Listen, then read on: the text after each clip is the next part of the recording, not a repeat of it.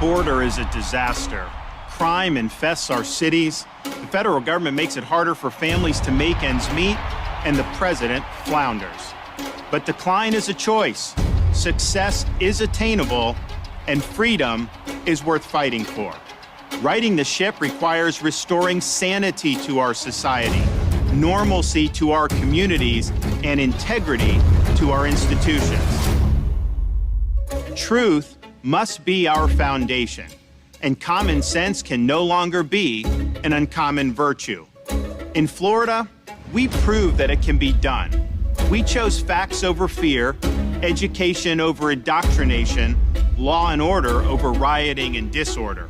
We held the line when freedom hung in the balance. We showed that we can and must revitalize America. We need the courage to lead and the strength to win. I'm Ron DeSantis, and I'm running for president to lead our great American comeback.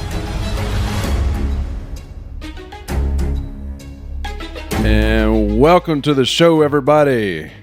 Thank you so much for dropping by. The number one contender for the Republican nomination has officially arrived. That's my boy. So today, we're going to cover some background information about Mr. DeSantis in terms of his early life, a little bit of what he did in the House of Representatives before being governor, and toward the end, go ahead and recap a few of the highlights from his governorship thus far. I'm Peyton. He's Mike. I'm Peyton.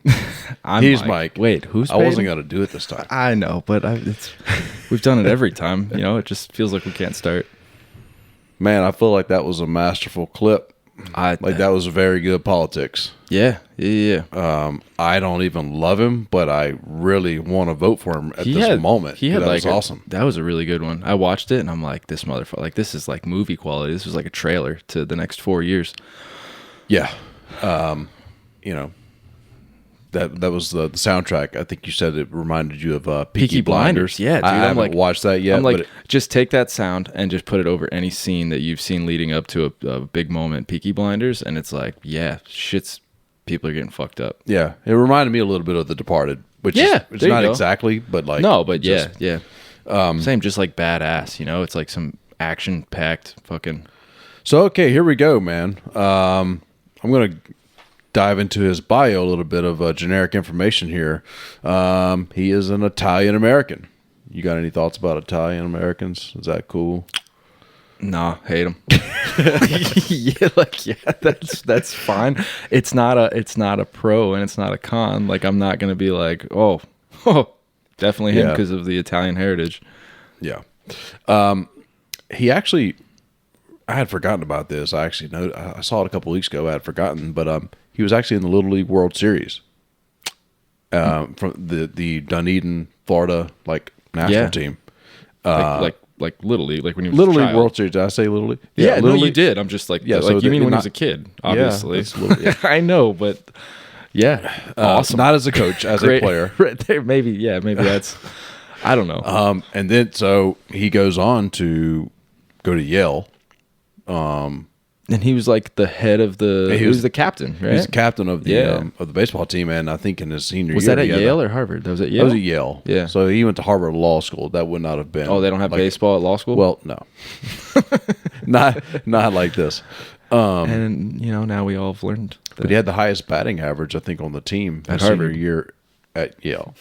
None of that really is that important. But well, if they ever have like a presidential like baseball that off. Do you recall a few years ago when that guy shot up or he was about to shoot up the Republican I think it may have been I think it was the practice for the upcoming like Republican versus Democratic baseball game that they have sometimes. So no, and what? That's a thing?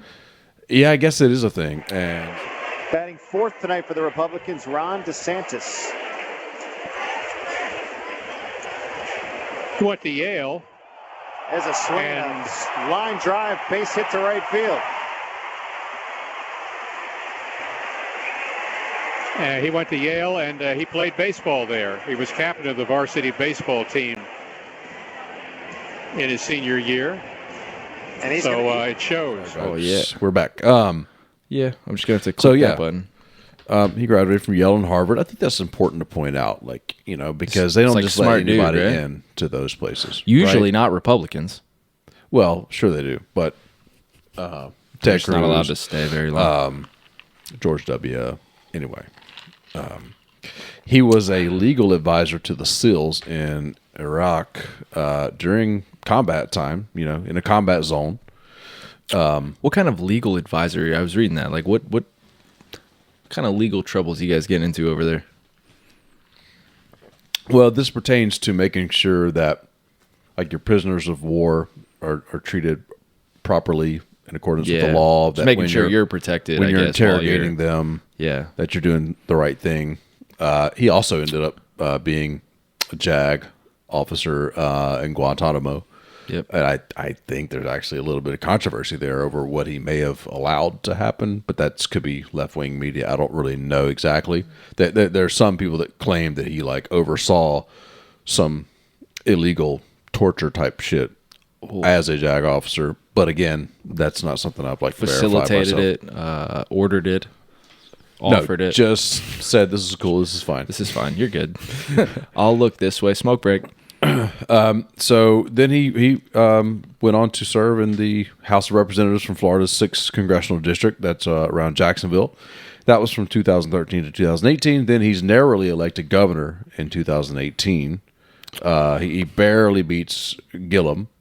And then, of course, we all know that in 2022, he won in a almost 20-point landslide.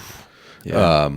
So that'll be, I think, a big part of his argument moving forward against Trump and the others is, hey, I'm not entirely unlike Trump, but I can win because Trump has lost time and time again. I mean, in 2016 he won, but he lost a popular vote. So he did win, but still hasn't won. And in 2020 he lost, and in 2022. His candidates lost that he was pushing for the most part. Oh, in 22. And he wasn't running, but the people he was supporting. He didn't lose in 20. I'm just going to come right out and say it. I hate you. God damn it.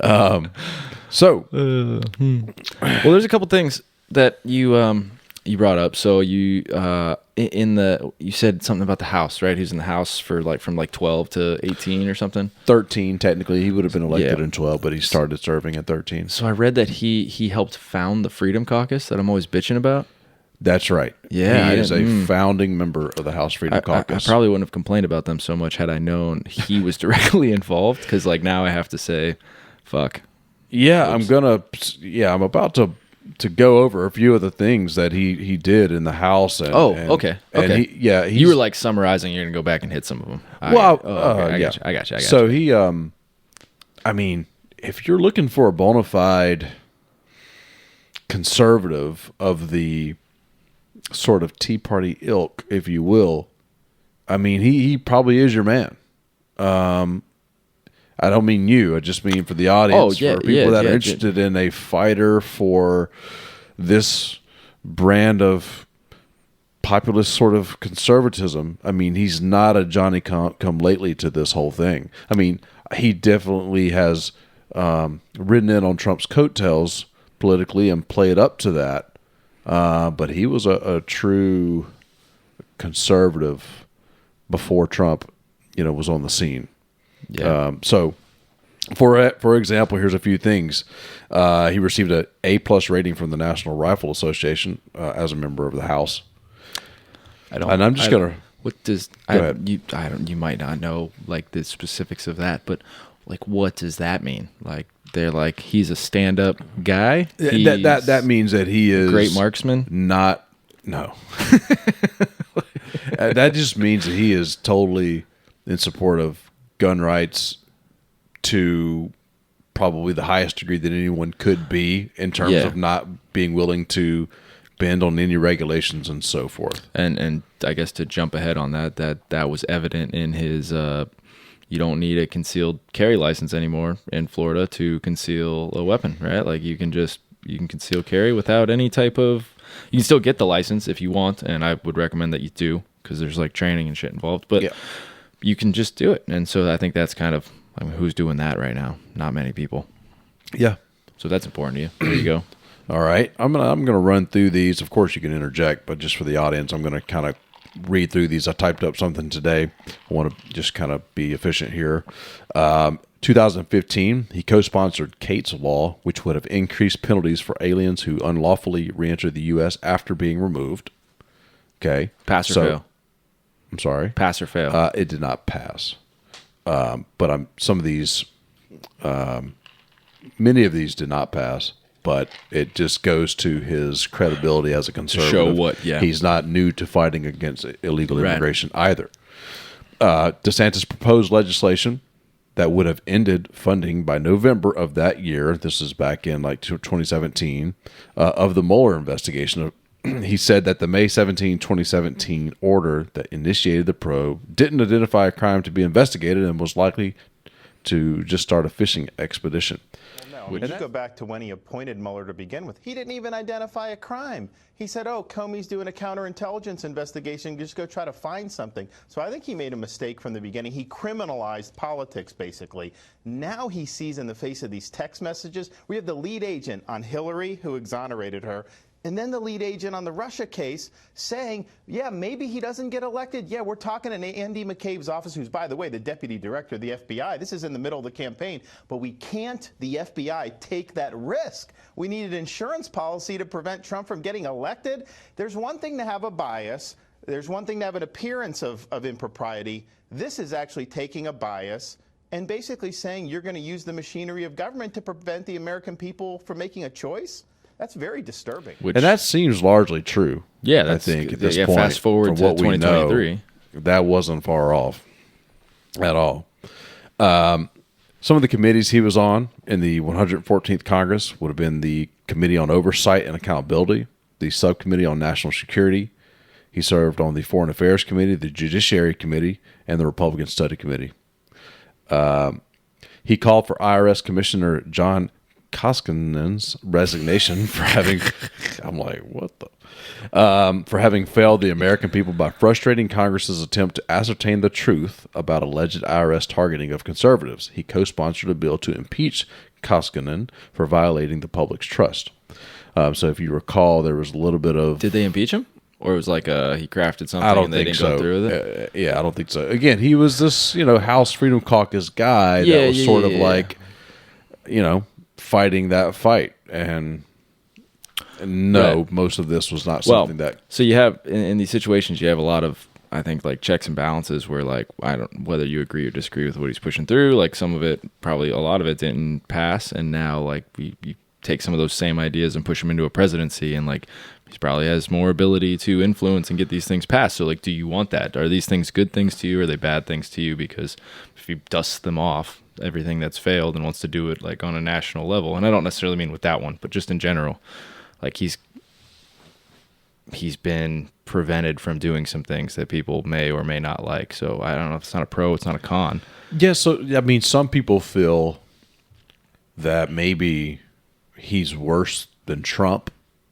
Like if you're say a Democrat, because he might be more competent at actually fulfilling what is a true conservative agenda versus Trump, who kind of leaned into some of the populism and was conservative to a degree, but also kind of, we hear about things that he was willing to bend on, maybe like abortion. Where is he at on that? The gun laws, where is he at on that? What's he willing to do? Like, he doesn't seem like he's a true dyed-in-the-wool conservative, right? But DeSantis seems to be. Yeah. And so there's a question there. Would you rather... Like, maybe Trump's better. Yeah. Like maybe he'll like actually agree with us a little bit, where like DeSantis is, no, he's not agreeing. Yeah. He introduced the Let Seniors Work Act. Let them work. Make them work. It would have repealed an incentive to retire instead of keep working, and would have exempted senior citizens from the 12.4% Social Security payroll tax. He also co-sponsored a measure to eliminate taxes on Social Security benefits. One more thing on that. and in that area. According to PolitiFact, it is half true that DeSantis voted to cut Social Security and Medicare and voted to increase the retirement age because those votes were on non-binding resolutions that would not have become law even if passed, and because the objective was to stabilize these social programs to avoid steeper cuts later. So I think you're starting to see some talk about, he wants to change Social Security. He wants to raise the age to 70. I think you'll probably have Trump hit him on that. Yeah. But I'm not sure I view that as a negative. I view that as he was in the House and he was actually trying to take action to deal with what is to prevent it from getting worse later. Yeah, is what because was that read. Eventually we're going to have to make drastic cuts to it if we don't figure out a sort of slower solution to it. Yeah, it's so like, hey, make the age 70 now, so we don't have to make it 75 later, or something like that, right? Or so some kind of, or cut the benefits drastically that you can receive, or cut them in half. DeSantis opted, and I have not verified this, but I read this that he opted not to receive his congressional pension and filed a measure that would eliminate pensions for members of Congress. After introducing the End Pensions in Congress Act, he said, the Founding Fathers envisioned elected officials as part of a servant class, yet Washington has evolved into a ruling class culture. Damn. So that's something that I think resonates with a lot of people. Yeah, for sure. That's gonna be like term limits on justices and shit.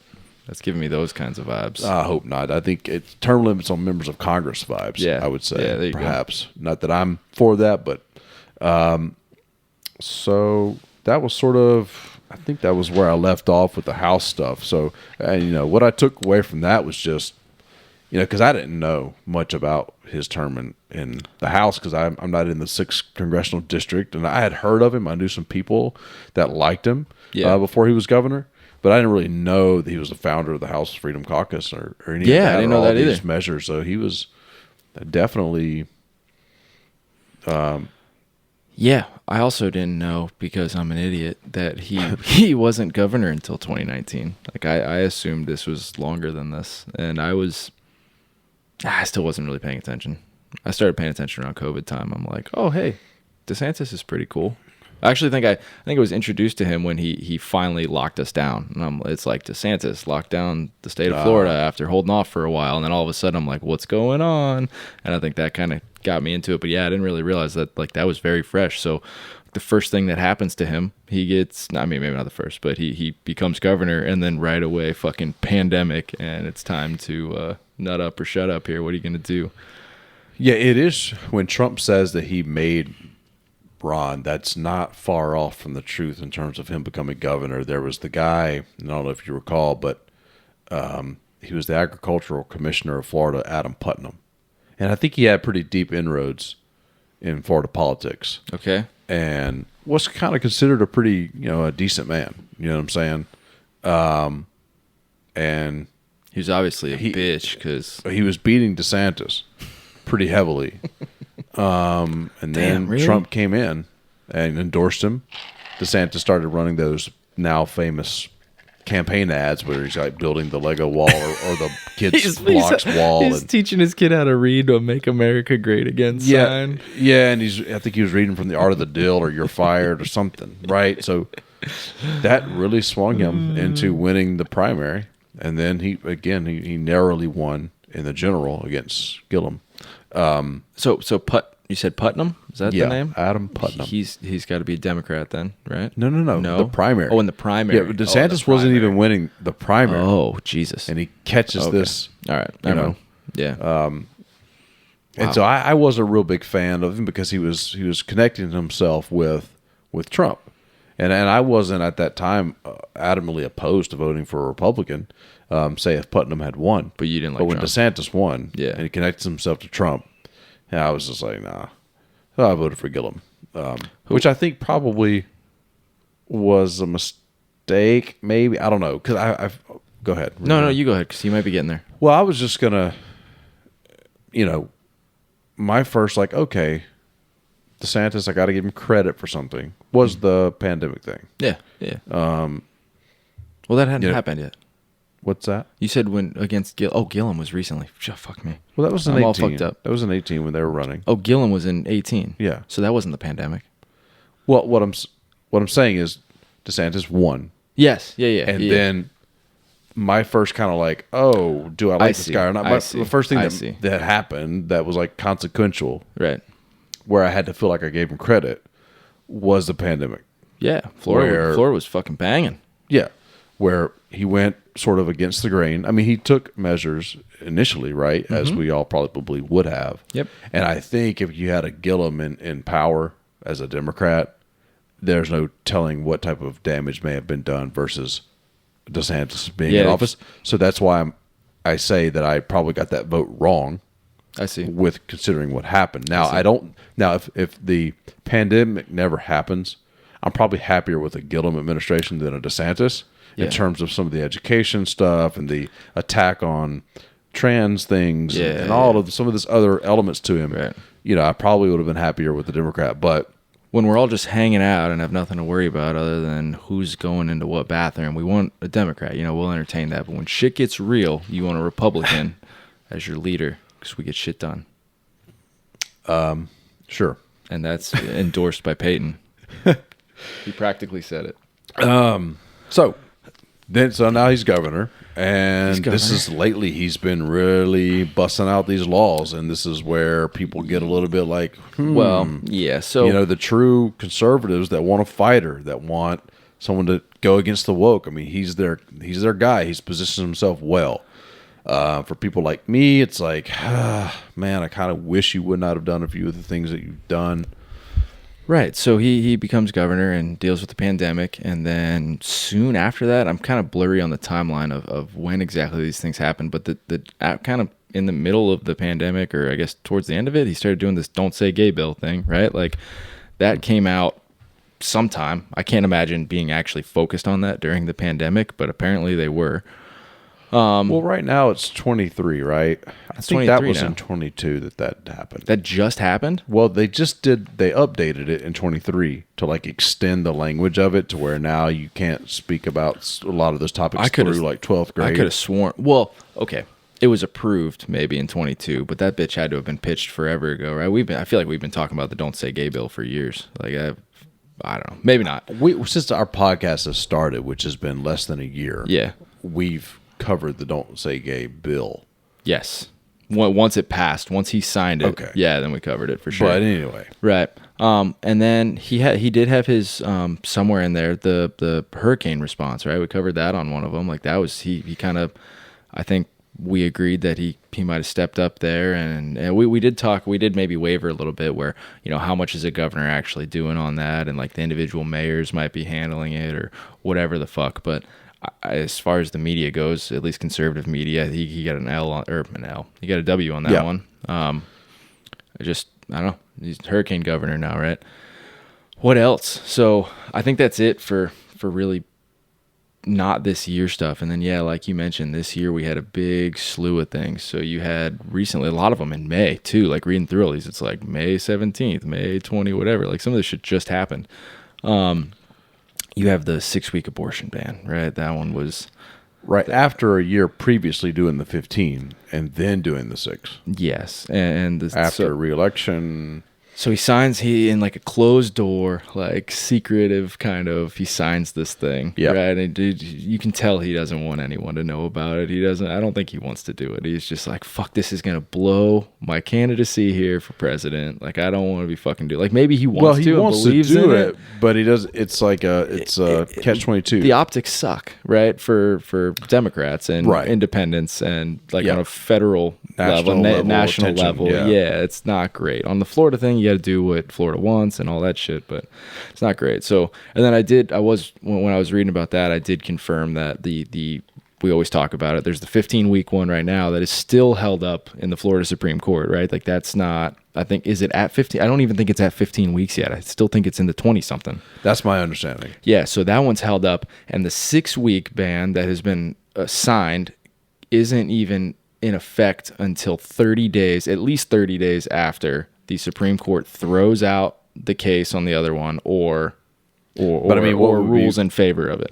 What would be your point, though? in discussing that. I mean, he still signed it. He's still, That's true. I guess I feel like I feel like when we talk about it, we're always like, we think that that's what happened, but it's definitely a thing. It's just like a little note to our past confirming, like, yeah, it's not happening in Florida. You're still at 20-something weeks. But yeah, he signed it, and he signed it in a really weird way. And I don't really think he's loved the idea of it, but he did it.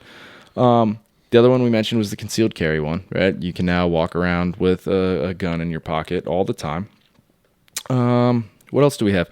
Ooh, he signed one really recently about like transgender, like the school one, right? Like schools are not allowed to use pronouns other than the ones on your birth certificate. Like, yes. Are you bound to this now? Like, how do you get notifications about this? Like, how do you get like a fucking memo? Like what? There hasn't been anything, and I don't know if that's because it just happened and the school year is almost over. There may be like a briefing at the beginning of next school year. You know what I mean? I also don't know when it's supposed to go into effect, right? True, like they sign stuff, right. it doesn't mean it's immediate. Right. Yeah, there's a bunch of other things in there about trans stuff that kind of like wrap up all the drag stuff we've talked about. They banned gender affirming care for minors. Yes, they did. In Florida. Yeah, there's like a hefty penalty for doctors who do it, even though in certain cases it's like medically advisable by whatever board of oversight or some shit. Right. I don't know, but like it's like still no. Even if you have I don't remember the term. It's gender dysphoria. Right. Is that right? Like even if you have something that is medical and like proven, I guess, it's still no. Can't do it. Yeah, and if you're already on it, you have until a certain date to like slowly get you have off like a of wean it. off period, yeah. So to me, that's problematic. I could see some protections for minors and to make sure that we don't have clinics that maybe are profiteering off of. I'm just spitballing. Maybe there's clinics that pop up that are like, oh yeah, sure, you're trans. Okay, let's get you on these pills. Like, I don't think that's how it's going down, but I could foresee something like that happening, and I could see where you want to protect children that are freaking teenagers or less. Yeah. From doing something that's irreversible. So irreversible is what I've been waiting to say. Like with me, that's definitely like I kind of care less if it's like a real thing. I don't really know. Like I'm not the person who should be making this decision. But if it's irreversible, I feel like wait till they're an adult. Like what's the rush? Get them on the hormones. Get them in whatever they need. But like maybe. But I think a lot of the things though that are considered gender affirming care are not irreversible per se, but they're still banned. True. And I kind of lean toward more let the parents and the doctors sort that out. To me, it's an attack on the existence of trans people and a political play to do what he's doing. So I'm not pro that one. As I currently understand the topic. Yeah, so I really think any of these hard, clearly Republican, like far right Republican ideologies, like they're not going to resonate with the country right now. Like they're not. So to take such a firm position that way, I feel is like crazy. Like I don't know. I think they're going to resonate with half the country, at least. So far, it's been the losing half. And I'll say this from just be personally, when it comes down to it, even if I oppose his stance that he's taken on some of the, say, trans, and, because I feel, maybe he believes this, maybe it's a political game. I might take his social side that I don't like to gain some of the other things that I might like that I think are more significant on the whole for the country and for myself than, unfortunately, the L that the trans folks in Florida have to take. I do keep forgetting right now that you are currently, in terms of your last presidential vote, a Democrat. I kind of forget about that because you don't really. You've been switching over, I feel like, or at least been in the middle. And I'm sitting here talking like we're Republicans, we're going to vote for DeSantis, and you're speaking on behalf of like, oh no, you might actually vote for him when you're not decided to vote for him. Like I'm like, obviously I'm voting for DeSantis. If he wins the nomination, you're voting for him. Yeah. You're voting for him in the primary, and then if he wins, you're gonna like I'm all in on him now. Yeah, and you're not. I keep forgetting that you're not. So, but I have to look at this have to look at all sides of it, right? Yeah, Because yeah. like I have to think about what's the tax policy going to be? Who's more likely to put Social Security in the right position? What about foreign affairs? Not that I necessarily think DeSantis has the advantage in that area. No, I got to think about a lot of things, right? Because I'm probably never going to be like 100% on either person because I'm sort of a civil libertarian, aka a social liberal. Yep. When it comes to that stuff, I'm kind of more the left side of the aisle. When it comes to most of the time when it regulations and business regulations, rule of law, judges, I'm more right a lot of times. So I got to kind of weigh it out, cost benefit analysis style, So speaking of those, there's not much that I don't know what he could do for foreign policy right now as a governor, but there's not much in terms of like economics, I don't think, and I think almost nothing in terms of foreign policy type things that he's done. Is like what's he done economic wise as governor? Has there been? Yeah, I mean, there's nothing you could go off of his record and know, Exactly. except for the fact that he's shown himself to be a conservative. So you would expect him to fall in line with that type of thinking. What does that right? mean though? Like I don't think he's come out and he's mentioned getting a strong. I think in his campaign ad he said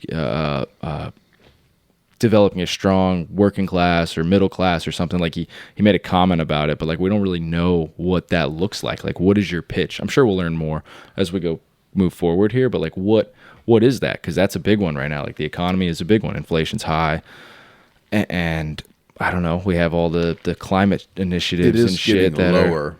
It is getting lower. Yes, our inflation, which is our very high amount of money, is slightly less high.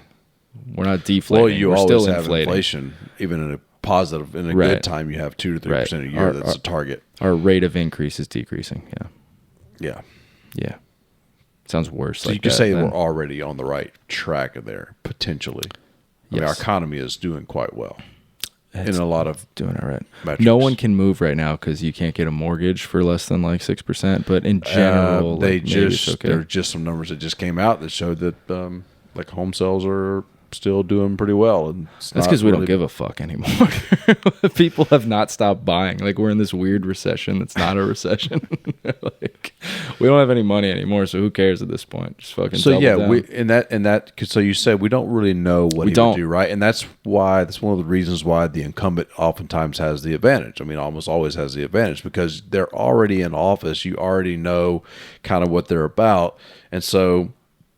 If Are you don't willing feel to really gamble strongly on against something? them? Yeah. Right. Are you going to rock the boat? And then this is where I'm going to fall into it. I might also vote for divided government. If I feel that I don't even know what that means. if I feel that the Senate's going to go Republican, and I feel the House is going to stay Republican, I might want the presidency to be Democrat, just so there's divided government. Yeah. So that they can't do too much one way or the other. I'm not saying I'm going to vote that way. I'm just saying that's a one approach.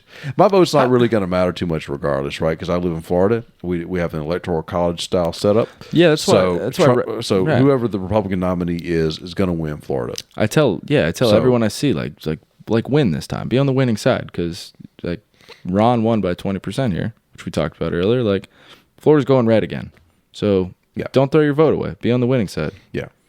Mm-hmm. I mean, I feel pretty strongly. Now, again, though, 6-week abortion. Yeah, some of these things might change that a little bit, but I don't think in Florida. As I say, there's nothing about foreign shit going on. I totally forgot about this one. Was he was doing like these Chinese bans on there's other companies or countries too that are like high risk countries or high risk of influence countries. There's some name for them, and it's like Russia and China and some others where they can't buy land in Florida, or it restricts their ability to buy land in Florida, but they're banned from buying it within 10 miles of like some government facility or something. Have you heard anything of this? Like Chinese people can't buy land.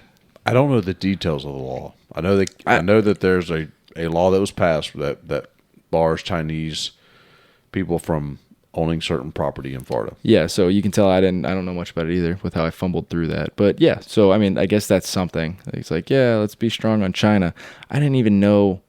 I don't even know how you do something like that. Like, I didn't know you could do that as a state, to ban a country from doing something in your state. Like, I just assumed like foreign relations were at a national level. Yeah. So that's weird to me that you can even do that. It's Russia, Iran, Venezuela, Cuba, and Syria are foreign countries of concern. That's what they're called. And he also apparently banned TikTok, and he doesn't call out TikTok, but he bans data sharing foreign tech companies from operating on government phones, which I think we've talked about before. But a lot of states are doing that right now because they're in favor of their stocks in Meta and Google. What else do we got? He passed the unanimous death sentence thing. We've covered that before, so we don't have to get into that. So he dropped the numbers down to 8. It only takes 8 people to apply the death sentence to someone who's already been convicted of that. What is it, like a capital offense or something? I don't remember the name of it. But yeah, so you had the mass shooting. I forget the name of the school. But the mass shooting recently where the 3 jurors backed out. Marjorie Stoneman Douglas. Yeah. There was like a snowball effect with the jurors where 2 seemed undecided. 1 was convinced because of mental illness. So one juror was able to get the whole thing dropped. And it's like, well, if the capital punishment isn't for that, what is it for? Right. So he's like, we're not going to do that. We're going to go 8. And now it's the most loose death penalty in the country now. I think the next one is 10. It takes 10 votes, not 8. And that 2 states have that. Yep, and if you go back to the Black Lives Matter protests, or the summer of George Floyd's murder and all of that, DeSantis they passed a law in Florida that increased the penalties for going out and protesting in certain ways. So, like rioting. Yeah, like you can't riot. Well, I don't remember the details of the law. Is what I'm saying, but it was definitely like a shoot on sight. 5 or more people do. That's a party. They really heightened the sentencing for some of that type of stuff. Yeah. So at the time, I remember criticism of it being like, wow, this is like you're really stifling people's free speech. But he's definitely a law and order type of person. Right. He was a JAG guy, right?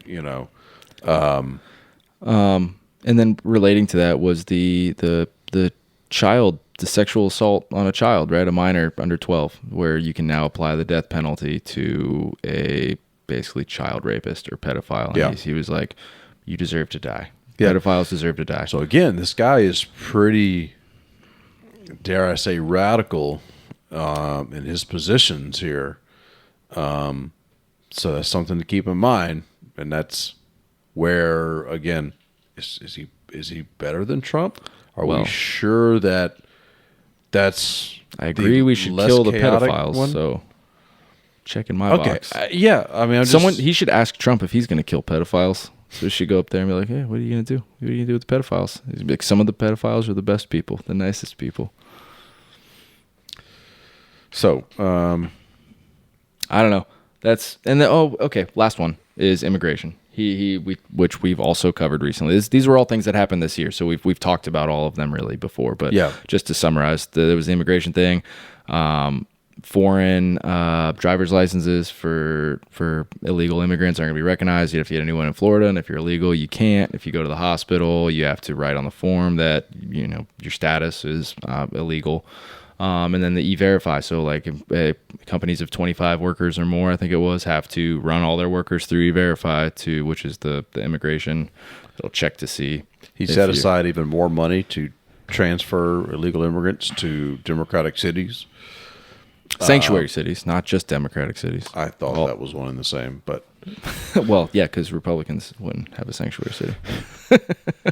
and he has shipped people previously, right, to Martha's Vineyard from Texas that weren't in Florida to begin with on false pretenses, as I understand it. Not very cool, but I bet he felt cool doing it. That's another thing that he's done. Yeah, I know one thing I don't like. It's a minor probably to most people, and a lot of these things I think are minor to a lot of people that are just sort of sneaky, under the table, kind of like. But that are on the side that I don't like about him. But like he's making it harder for professors in Florida to get tenure. And tenure's a motherfucker though. Well, I think if you really understand it, I think it's a good thing. It's already really hard to get. It takes several years and several rounds to gain it. And so you need that for academic freedom. That's the point of it. Right. So you don't have to just play to the audience to make them feel good about what you're saying to keep your job. You need to be able to have students and say, this is what I believe. This is what I teach. This is the reality. Yeah. And not be like, oh, I don't want to offend these students because if they don't give me good customer reviews, I'm going to not be able to get tenure. I think there's some things that he's rocking the boat too much. Usually, so in the way you describe that, usually I picture it being a liberal teacher. Oh, no, I don't know. Never mind. I'm confused. I've confused myself sitting right here.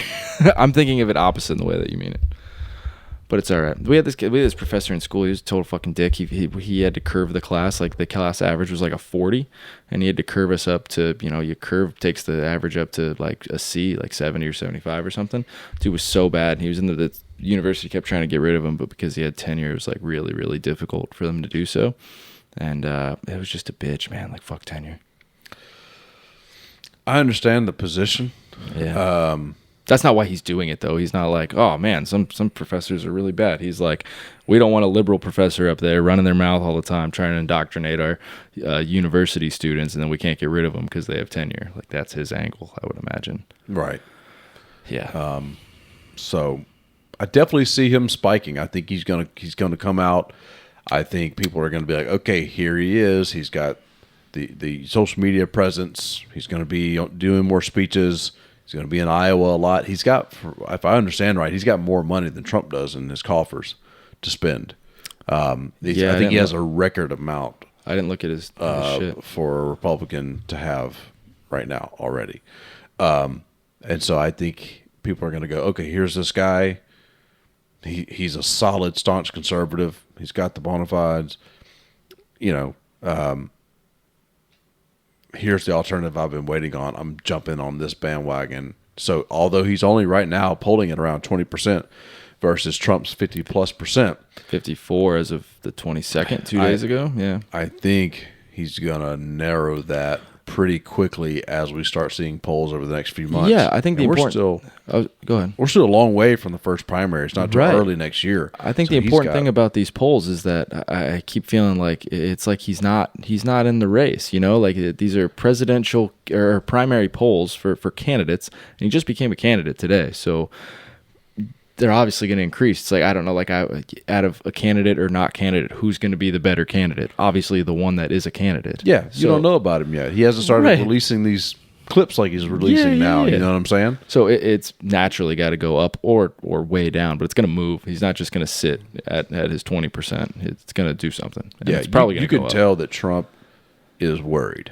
He's nervous. He's the only one that's got a nickname is DeSantis.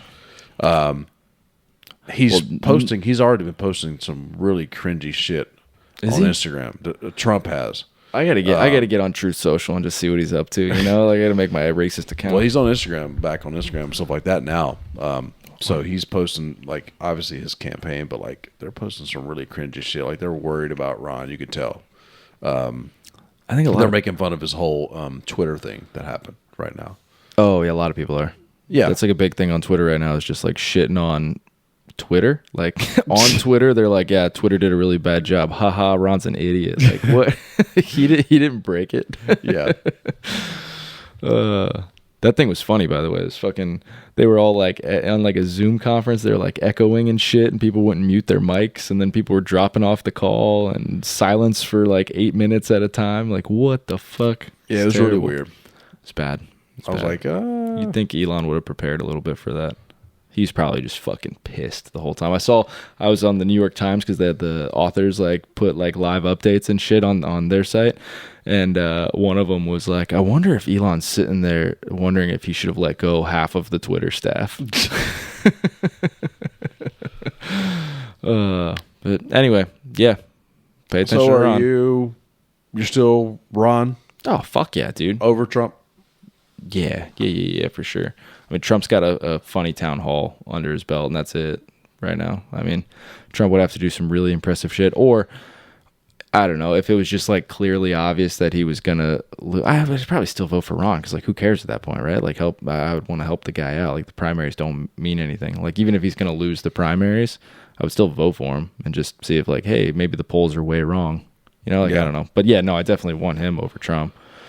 Ron is 44. Like, he's a young dude, man. Like, he's invested. He's going to be invested in the country, where I think Trump's in it for publicity, and he was in it in 2016 for a check in the box, and now he's just in it for revenge on his stolen election. And like, he's not in it for any reasons that I think benefit Americans. Like, maybe he would do things that would be helpful for us, but like, I don't think we're the objective. I think the objective is him, and like, we'll be the consequence, whether it's good or bad. You know, like, we're just along for his ride. I think DeSantis will do things intentionally for America, for whatever he thinks is right or wrong for it. Whether it turns out to be right or wrong, I think it'll be intentional. Like, I think he's thinking of the country and the future of the country. All right. Well, that's it for our little Ronnie roundup. Yeah. We'll catch y'all next time with some Tim Scott updates.